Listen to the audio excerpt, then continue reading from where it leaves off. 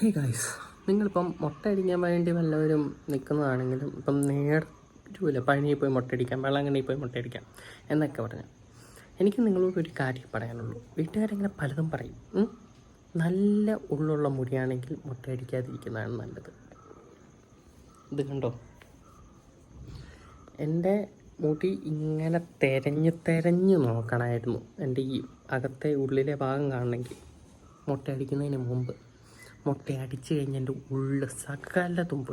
അതുകൊണ്ട് തന്നെ ഉള്ളുള്ളവർ മുട്ടയടിക്കുന്നതൊക്കെ ഒന്ന് ചിന്തിച്ചിട്ട് അടിക്കുക.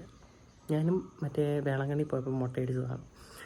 മുട്ടയടിച്ച ആ പുള്ളിയുടെ കുഴപ്പമാണോ എന്ന് അറിയാൻ വേണ്ടി ഈ മുടി വളർന്നു കഴിഞ്ഞാൽ വീണ്ടും ഞാൻ തന്നെ മുട്ടയടിച്ചു. എന്നിട്ടും ഉള്ളു വരുന്നില്ല.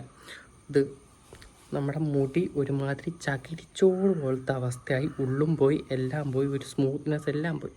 അതുകൊണ്ട് തന്നെ മുട്ടയടിക്കുന്നവരൊന്നും സൂക്ഷിച്ചടിക്കുക കേട്ടോ. അപ്പോൾ ബൈ.